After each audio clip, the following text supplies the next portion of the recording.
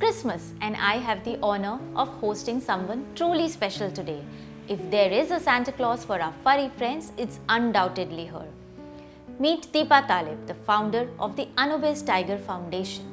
She has dedicated her life to rescuing, rehabilitating and rehoming lost and abandoned dogs.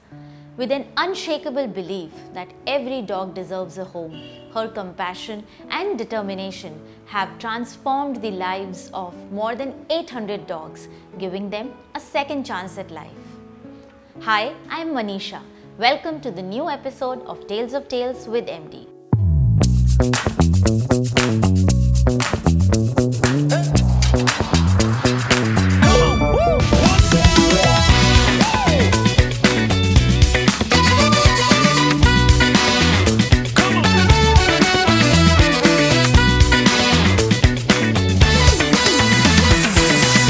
Hi Deepa, welcome to Tales of Tales with MD. Tell us, who was Anubis and Tiger? So Anubis was my German Shepherd. Tiger was an Indian boy whom I fed. Okay. Both of them are not here anymore in physical presence, but their legacy lives on through me and through our work. They've left the Anubis-Tiger Foundation to us, and we continue the work in their name. Nice.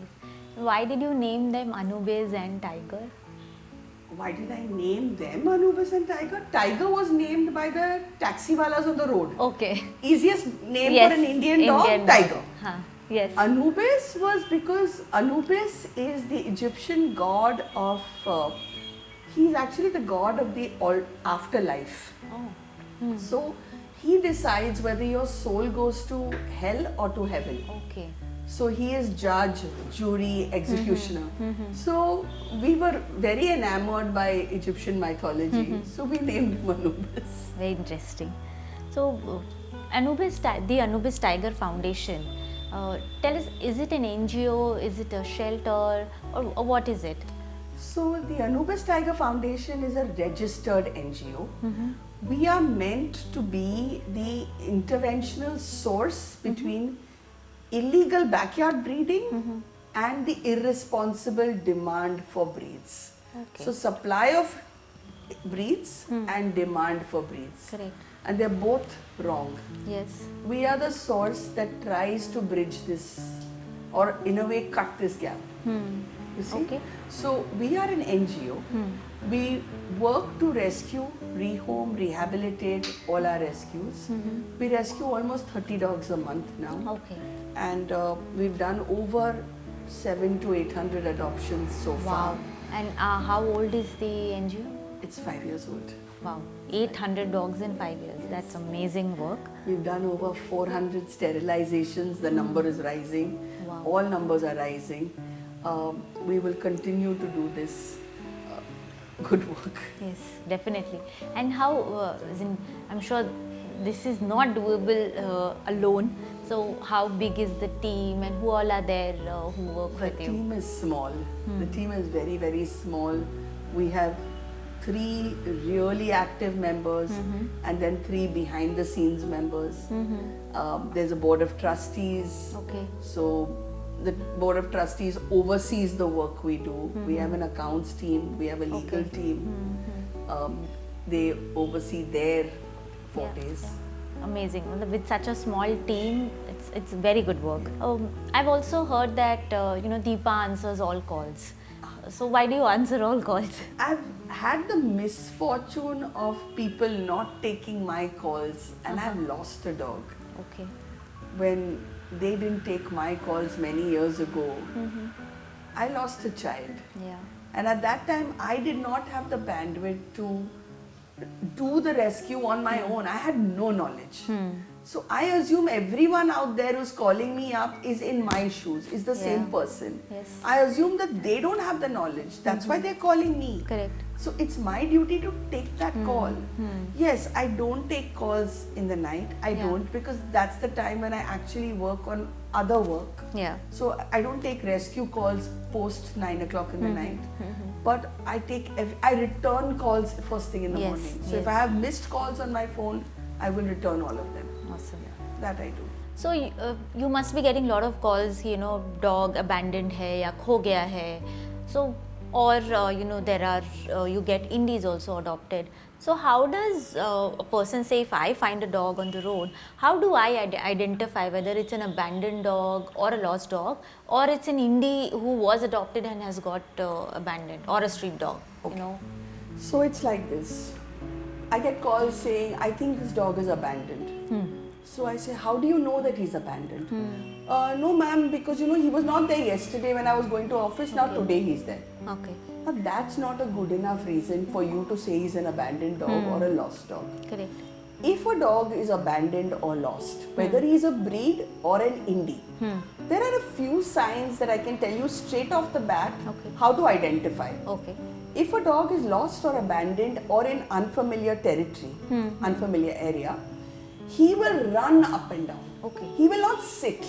He will be pacing up. Ya to walk karega, ya to daudega. Okay. He will be running 20 feet this side, coming back, 20 feet that side, coming back.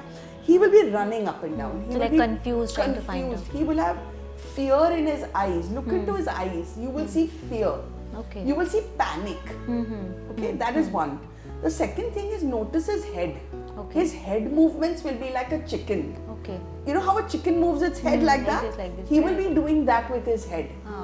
So that is a sign of anxiety and fear, that constant jerky movement of the head, rolling of the eyeballs. Right. You will see that. Okay. If you see that in a dog, stay by his side. Okay. Watch him from a distance of 10 meters. See what's happening. Observe him for a couple of hours. I know it takes time on the behalf of the rescuer, but take the time off. If you really want to rescue well, yes, you will. then this is how you do it. Okay. Take the time off, observe the dog. See if he is willing to walk with you, where you can take him to safety, secure him. He's showing all the signs. Now secure the dog. Then make a call to us. Okay. A dog who's on the street, who's been there, will sit calmly. He will be sitting with his legs crossed over, looking at the world. कौन सी गाड़ी आई, कौन सी गाड़ी गई, oh दूध वाला आया. He'll be doing that. He's not running up and down. So there's a big difference. कल मैं उस नुक्कड़ पे बैठा था, आज मूड हो गया मैं इस नुक्कड़ पे बैठा हूँ. I've changed my place. That's all it is. I'm not a lost dog. I know where I am. Okay. So that's the way to identify. And breeds, definitely it's easier to identify. Much easier. They're breed dogs, so you will of course find it easier to identify. Yes. Okay. Yes. Okay. Whatever I've heard and seen, that the adoption process which the Anubis-Tiger Foundation has, it's very stringent and you go through a proper process. Yes. So one, definitely, why is that so, and what is the process like? Why do you ask so many details? Okay. So I think every adoption NGO will do the same that I do. I don't think we do anything different than other people. But I'll tell you, pre-COVID, I could go personally to a potential adopter's home And see. ask him my questions, look around his house, and I would have an idea of whether my dog was going to be a good fit in that home. When COVID hit, pre-adoption house checks stopped completely. Yes. Yeah. And then what happened was, we were left with, how do we do an adoption? If I can't go there and check myself, how do I do an adoption? So I have these 30 questions that I ask, and you need to fill it out. See, also another thing I'll tell you, the form has a wonderful ability to separate the chalk from the cheese. What it does is, when I send the form to a potential adopter, if he fills out that form within 10 minutes flat, I know he's serious. Yeah. If he doesn't fill it out for 10 days, Maybe I not. won't pay attention. And 90% of the people don't fill out the form at all. Those are the people I don't want anyway. Yeah. You see, the form in itself is a deterrent from people, for people who are not serious about adoption. You know, so we have the form, then we have a house video. Now, a lot of people in the past used to say, why do you want a house video? I want a house video not to see whether you live in a 1-bedroom or a 6-bedroom villa. That doesn't matter to me. What matters to me is, what is the threat risk to my dog? It's a threat assessment video that I ask for. So what am I asking you for? I'm asking you for windows, I'm asking you for balconies, railings. You live on the 17th floor, the railing is 6 inches apart, and you want to adopt a Maltese puppy from us. It can fall over. You Yeah. can fall over. Yes. Okay, you have a kitchen with a gas cylinder that's exposed. That is bad enough, but now you have a rubber tubing which is exposed, and you have a lab puppy that you want to adopt. He'll That bite lab into it. puppy is going to bite through that tubing. Correct. I need to assess all this. You may not see it, but I will see it. So hence I need the video. Makes sense. Then we get the dog adopted. Now the adoption is done, okay, the process is done by me, but actual taking of the dog across to the adoptive home is done by only 2 members of the team. Okay. 2 members whom I trust. I will not send the dog with anybody else. We also mention to the adopter that just because the dog is coming over, it doesn't mean that this is a final adoption. Yeah. No. At that point in time, if one of them reports back to me, we have Sridhar and Bijal. If one of them reports back to me saying that the mother was uncomfortable with the dog, Okay. or the child was constantly pulling the tail, that dog will turn around and come back home with us. Okay. He will not stay in that house. So I only trust these 2 people to do that final handover. You know, because I can't go to every place. They do. Right, of course. So I trust them to do that. And then comes the last part, which is the post-adoption house check, which quite frankly, I don't need to do anything, because if I don't trust the family, I don't give them my dog. It's very simple. I don't want to give them a dog and then say, Rose video bhejna padega. I will come to your house at 11 o'clock in the night. You'll have to open the door for me. I don't want to do that. It's not fair. I wouldn't like someone to do that to me. Correct. I won't do that to somebody else. And I'm invited to birthday parties. I'm invited when they're sterilizing their dog. They call me up and say, okay, we've got an appointment with the doctor for January 13th. Will you come? It's 11 o'clock. So I'll be there for that. I'm invited for most things in their life. All the adoption checks work out. Since you brought up sterilization, let's discuss some basic health related things which pet parents or people who want to work with animals should know. What is the need for sterilization? Most people think sterilization is all about preventing mating. Yeah, that is true. To a large extent, that is true. Sterilization keeps the numbers of dogs down. Yeah. India has over 6 crore dogs today. Wow. We don't need the numbers to rise any further than Yes. this. It's already reached the danger level. Yeah. So we shouldn't be that high.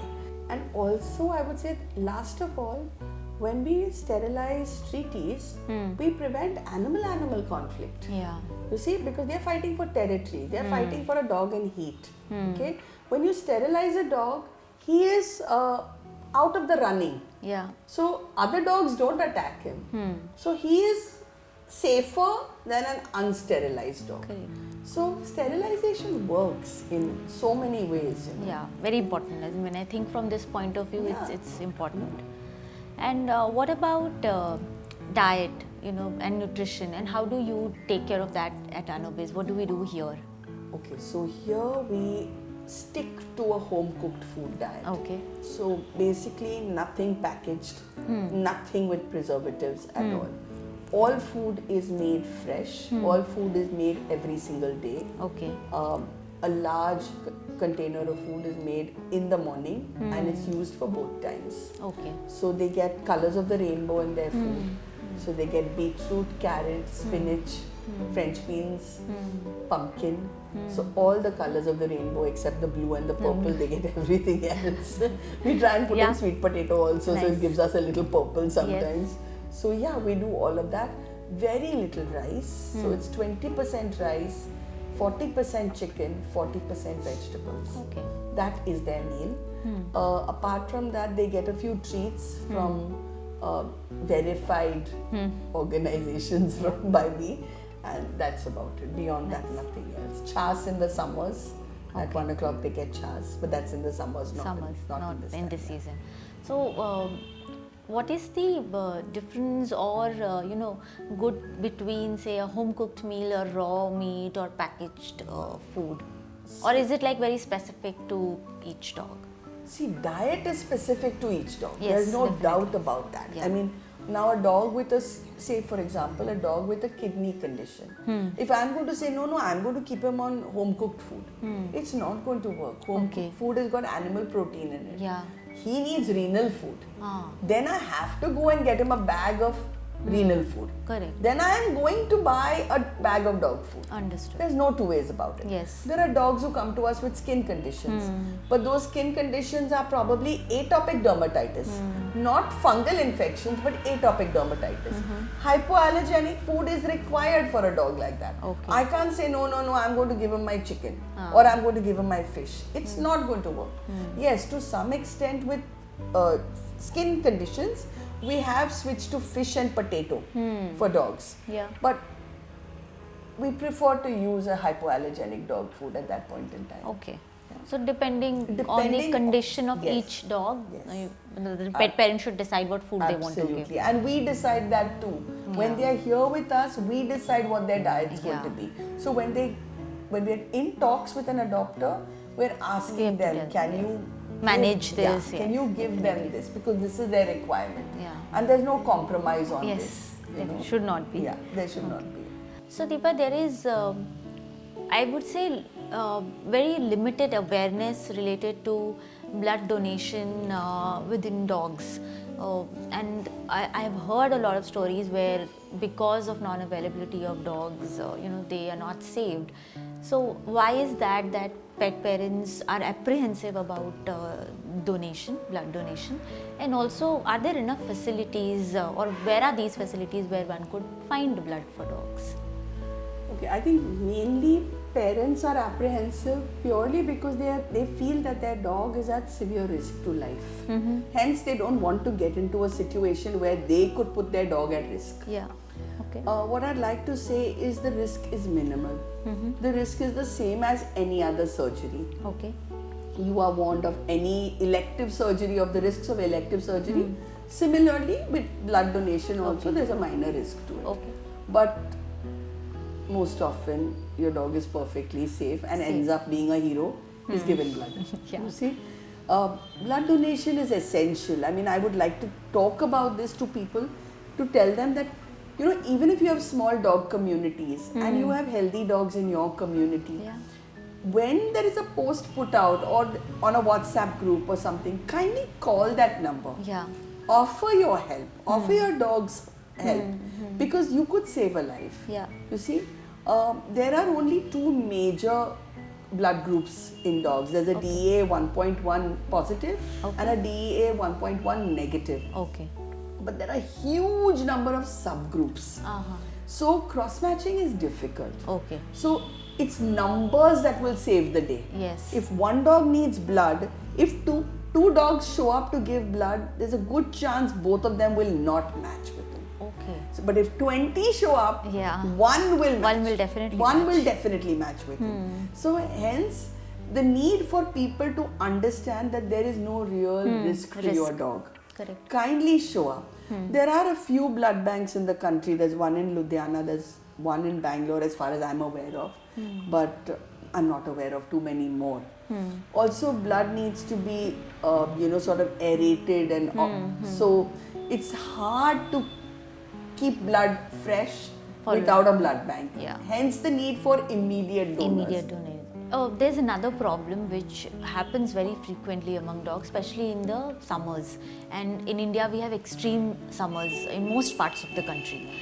So heat stroke is very common. So how do dog parents identify, मेरे dog को heat stroke हुआ है, and immediately मैं क्या करूँ before I even consult a vet? Because sometimes there may not be enough time for that. Okay. So summers in India would be like say 32 degrees. Yeah. On an average. Yes. 32 to 34. When air temperature is 32 degrees, ground temperature is 54. Yeah. Your dog is walking on that ground. Yeah. Okay, it's not the air temperature that affects him, it's the ground. Oh, okay. So you I've never thought like that. It's the ground. Yes. In summers, cut out that 1 o'clock walk. That 1 p.m., 12 p.m. walk, cut it out. Okay. Walk your dog before 7 in the morning or after 7 in the evening. Heat stroke is a very unfortunate topic for me. I lost Anubis to heat stroke. Okay. So it's something that could well have been avoided. Anyway. The symptoms of heat stroke basically are dehydration, a dry nose, sunken eyes, lack of urine, unable to pass urine, diarrhea maybe with bloody stools, vomiting maybe with blood in it. Also, heat stroke would be complete, muscle tremors, shaking, which may go further into seizures, elevated body temperature. Another thing that heat stroke will present as is gums. Look at the gums of the dog. They're dark red, grayish or purple. When they go very dark like that, you know that something is wrong. Yeah, then there's something really wrong. At a time, like heat stroke in senior dogs exaggerates very quickly. In junior dogs, you can pull a dog out of it. In senior dogs, your chances are very slim. Ideally, would be to rush him into a bathroom and splash his groin area with tap water. Cool him down. Just cool him down. And call for your vet. Because he will need ice packs. He will need the body temperature to reduce, because elevated body temperature could be 104 and above and climbing up to 108. Also, irregular heart rate. This is something you can't monitor at home. You need a hospital for that. So you need to rush him to a 24/7 emergency facility for that. Those would be what you can do. So we have seen a lot of now, especially after COVID, that pet adoption, or actually not adoption, but pet parenting has increased a lot. And I feel and I believe that there are a lot of important things one should know or prepare themselves for before they even decide to get a dog home. So we'll touch upon those some very important things that pet parents should know. So maybe very quickly with you. Very quickly with you. When you decide to adopt a pet, if you live in a family, kindly consult all members of that family. You may be very, very keen on a dog. Your grandmother may not be comfortable. True. So please ask. Take everyone's opinion. You may want a German Shepherd. Correct. She may be scared of a Shih Tzu. True. So think about it. Yes. What are you doing? Is everyone on board? So that's the most important thing before you pick up the phone and call the Anubis-Tiger Foundation. Check. That's one. Secondly, check if you are emotionally ready for a dog. And I say emotionally. I am not saying physically, financially yet. I'm saying emotionally. Why am I saying emotionally? Because when you bring a dog into your life, you are giving a part of your soul to him. It's a soul contract. You are giving your soul to that child. When you are doing that, you are committing to protect him for life. Yes. So if you are not emotionally ready to give of yourself, your love, your time, your effort, then don't do it. You're not ready. So that's, even if you have like 1% of doubt, don't do it. Yes. Don't do it. We will find another home. Another thing is financially. You need to be financially ready for a dog. You need to be able to prepare for any eventuality. It could be an emergency situation, it could be an elective surgery, it could an elective anything. It could be anything. You need to be prepared for it. His diet. If you're going to tell me you're going to give him bread and milk, I'm sorry, that doesn't work. It probably worked 60 years ago. Not doesn't anymore. work. Correct. Not today. So you need to be financially ready, physically ready. You want to adopt a pit bull, but you're on your laptop the whole day. Who's going to provide that boy his physical needs, his exercise needs? So if you have an active lifestyle, then you adopt a dog with an active lifestyle. Correct. If you have a sedentary lifestyle, then you adopt a calmer, milder dog. So decide who you are first and then commit to the kind of dog you want. Right. What is this? So another follow-up question on this. First, why do people adopt dogs? And then why do people give up dogs? So why do people adopt dogs? I'm going to split into two. Adopt dogs the right way. Because they want to change a life. because they want to make somebody's life better, because they want to give of themselves, their time, their energy, their effort. They want to do that for you. They want to give. Okay, so they're giving you the gift of their love, so they adopt. Correct. That's the most beautiful way to adopt a dog, because I can do for you. That's the kind of adopter we get. Then there's the other adopter. Summer vacations hai, bacche bore ho rahe hain, so they want to adopt a dog.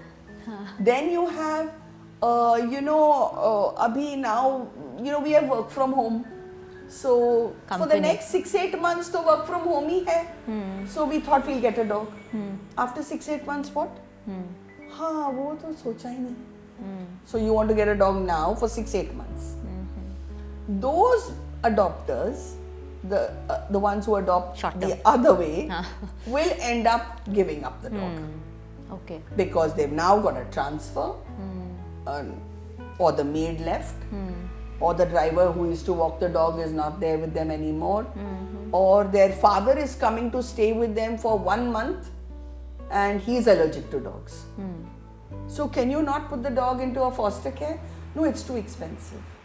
So we'll give up the dog for adoption because the father is coming for 1 month to stay. So those are the wonky reasons we get to hear every day, 20 times. Commitment is not there. Commitment is not there. Okay, you have to commit. We have a hashtag which says adopt, commit, protect. That is the hashtag we have founded, just so that people understand it's not just adopt.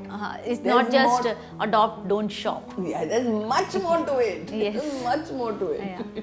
Correct. Okay. In adoption also, and when people buy dogs also, there is this insanity behind breeds. Why is that so? And why do people not want indies? Don't we ape the West? Yeah, I think so. Foreign chahiye. There was a time when we couldn't get Zara and H&M in India. So we were running abroad and shopping for Zara and H&M here and bringing it back, right? The same thing. You want a foreign thing. You don't realize your indies are hardier, they're stronger, their immunity is much better. Much, much better. Adopt an indie. But no, you want a breed, a foreign breed. Foreign dog hai, English dog hai. That's what you're asking for. It's insanity. That you used a beautiful word. It's insanity. It's not required. You think social media has made this even more like that? I think social media is helping very strongly with the cause of adopting an indie. I think it's helping a lot. See, for me, social media has always been a blessing. Yeah. It's helped me tremendously. I mean, I think people are getting more aware that you can adopt an indie. Like, for example, we've always had an indie at home. We had Anubis and we had Mahez. Mahez came in when Anubis was 8 years old. Mahez is an indie boy. Now Mahez is 4 years old, and now I have a German Shepherd Gaia. Okay, so we've always had one breed and one indie all the time. Now I get calls from people saying, "Madam, आपके घर में जो golden pitbull है, वो हमें चाहिए. वो कहाँ से मिलेगा?" I said, "He's not a pitbull. He's an indie dog." No. ऐसा मत बोलो आप. वो pitbull है. इंडी ऐसा नहीं दिखता है. नहीं, इंडी ऐसा थोड़ी दिखता है.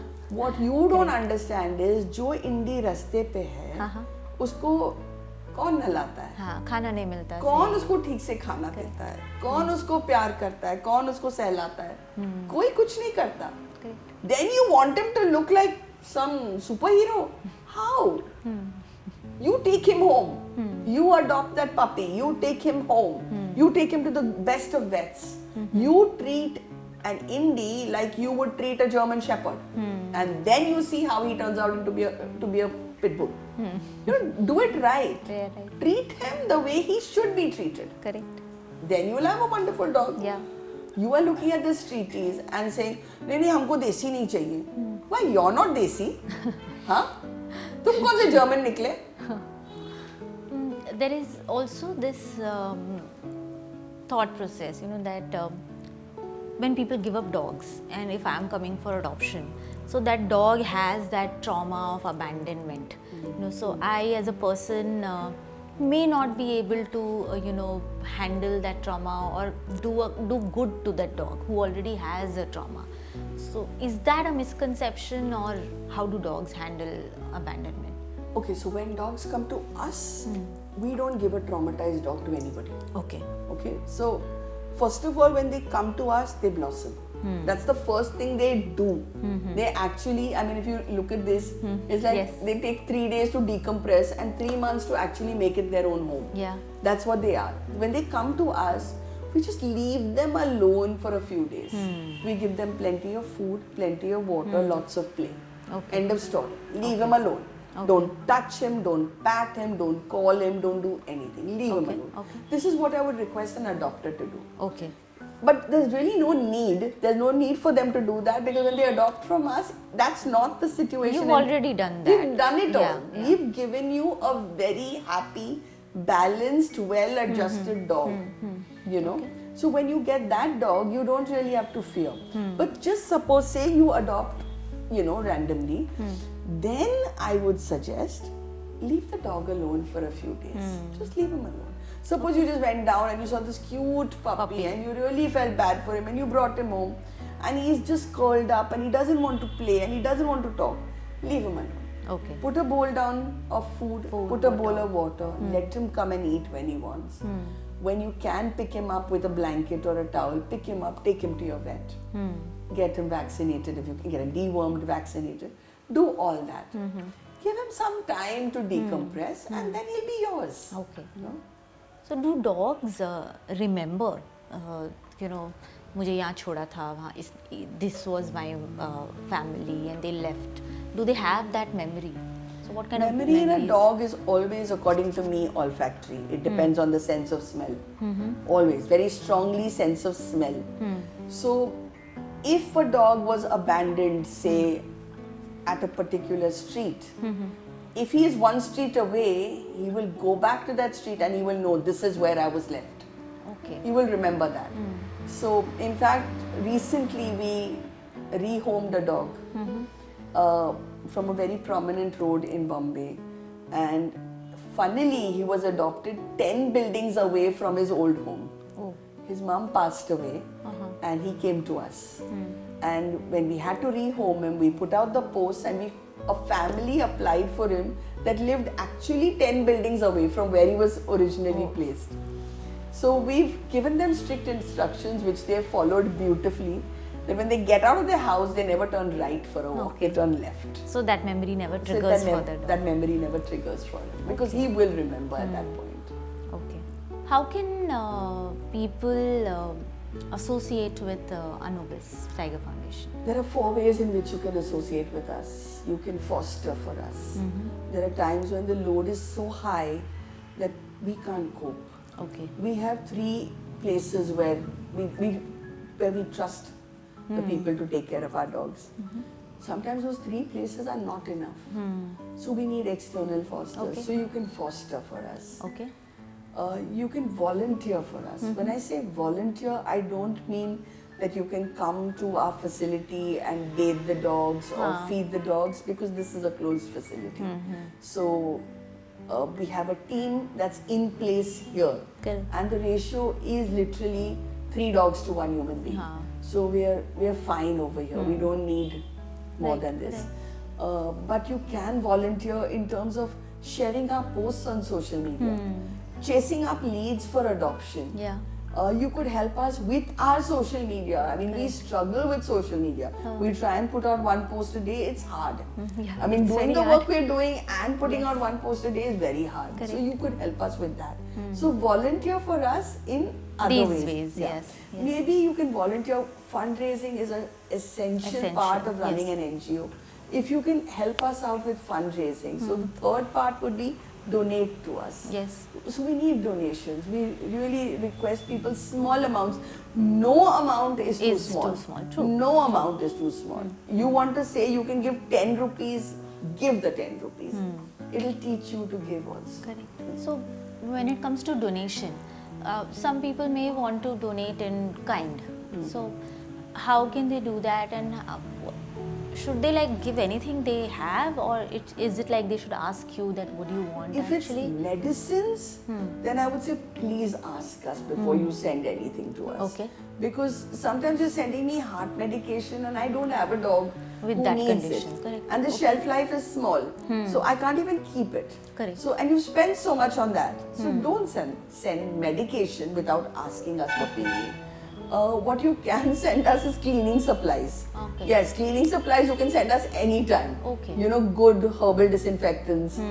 Wonderful. You want to send us a swipey, a mop, you can send us that. We're very happy for all that because we need it all the time. So yes, that kind of, don't send us dog food unless you're sending us hypoallergenic or renal food. Okay. That also ask us before you send Yeah. us. Don't send us otherwise. Kind beds, doggy beds. People send us a lot of doggy beds. Now we have enough. We have more than enough, and you know, quite frankly, none of them sleep on their doggy beds. They all climb sleep on up. the floor. No, they climb up on the bed with Sridhar. Okay. So they are all up on the bed with him. Nobody's Yeah. on their own beds. So True. doggy beds, Not no, needed. not with this lot. Nobody cares. Okay. So it's better to ask what do you need, and please ask, if yes. it's other than money, then Yeah. please ask what do you Please need ask. and then donate. Also, how do you currently? How does the NGO manage in terms of expenses and everything? We get donations. We get donations. A lot of kind people see the kind of work we're doing. See, they see the work that's being put in every day. Yes. And then they feel motivated to share part of their largesse with us. Okay. So yes, we do get donations, but there is so much more that needs to be done. Yeah. There is so much more. There are medical cases are just literally tripping over themselves to get into our doorstep. And every medical case takes in a lot of funding. Yeah. So it's not just the fostering, it's not just the food and the board or the rent of the property, it's the medical cases that really deplete us completely. So we need donations towards that. And I see a picture of a dog here. So is that Anubis? That's Anubis looking forward into the future and telling me I haven't turned my back on you, Ma. I'm still here. Very nice. Well, I have one very important question, Deepa. Why do dogs attack people suddenly without any provocation? There is no such thing as no provocation. There is always a trigger. Okay. There is something that somebody has done to the dog. If he says, I've never done anything to this dog, no, not possible. You may have touched that dog on his head. You may have stepped on his tail or his foot. Okay. You may have hurt him 3 days ago and you don't remember it. And he is remembering it today and reacting to it.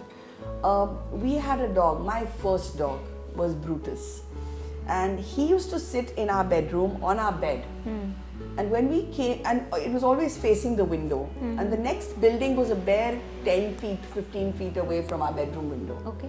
Whenever we came home from school, we would find soda bottle caps or, those raspberry caps, Duke's lemonade, those caps all over our bedroom. We couldn't understand where those caps were coming from.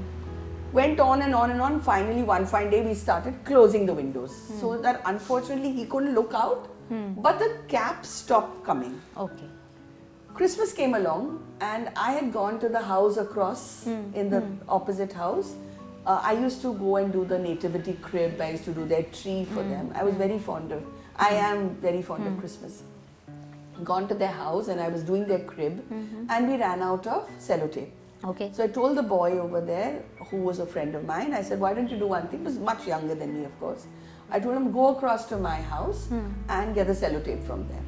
So he said, yeah, and he ran down the steps. And I called out to my lady who stayed in my house. I said, Amma, wo aa raha hai, usko sellotape dene ka. Lekin zara buttu ko pakdo, don't worry, she said. I said, fine. The next thing I hear is the doorbell going in my house because it was just a short way across. And screams. And the next thing I see from the balcony is this boy running out of the compound and my Brutus chasing behind him. And he ran all the way out on the road and ran up into this building, our building, the building where we were. And I saw Brutus clamping down on his ankle and going 2 teeth in and a proper hold. Okay. And I had to pull him off, and then he ran back home. And then that Christmas was, of course, ruined. And I spent my whole time apologizing, and my dad spent the whole time taking that child to hospital and everything. And we spent so much time just saying sorry. Until the boy's sisters one day called us and said, you shouldn't be apologizing so much. And we said, why not? He said, he's been throwing soda bottle caps at Brutus every day. And they've been hitting him on the face. And you think that dog would not remember and spare him. And that was like literally now 6 months ago. But he caught him now. He said, this is what happens. Dogs remember. This they will remember. It's injury. They will remember this. By fluke also never bother a dog unnecessarily. Why? If you can't do good by a dog, don't do anything. Leave him alone. Yeah. If you can do good, great. If you can't, leave him alone. So we come to the end of the show, and this is the most, this is the part which I love the most, and this comes to you as a surprise. We call it this the quick pause. Okay. So some fun questions, and you have to be quick to answer them. Okay. What's the quirkiest name you have given to a rescued dog? Oh, never quirky. Bobo. Bobo, it's cute. Okay. If you were a dog breed, which one would you be and why? I think I'm a shepherd outside but a Rottweiler inside. Oh, okay. Khatarnak combination. Yes, and why? Because once I decide to do something, I won't let go. So with a Rottweiler, once they bite, it's hard to... Yeah. Yeah. Okay. What is the funniest or unexpected thing a dog in your NGO has done? They're doing funny stuff all the time. They're very silly stuff, but... Any instance? I think, look at him, sleeping here. Oh yeah, snoring through special the sound entire- effect throughout the podcast. Sleeping throughout the podcast. Yeah, Simba is very happy today. Who is harder to handle, a mischievous dog or a stubborn human? Oh, a stubborn human, any day. Dogs are very easy to handle. It's the human beings I find very difficult. Okay. If you would teach every dog a trick, what would that be? You know something? I have Gaia, who I call the Ice Maiden. Okay. It's not a trick really, but it's something that she does, When she doesn't like something, she just turns away and she looks the other way. And she will not engage. If I could teach dogs to do that, to just turn their face and not engage. They would not engage with human beings who are harassing them. They would not engage with other reactive dogs. It would help them a lot. Okay. So I would like to teach them to be a little on the arrogant side and look away. Okay. What's the one thing you wish every dog owner knew? That dog is not just a dog. He's a part of your heart walking around outside you.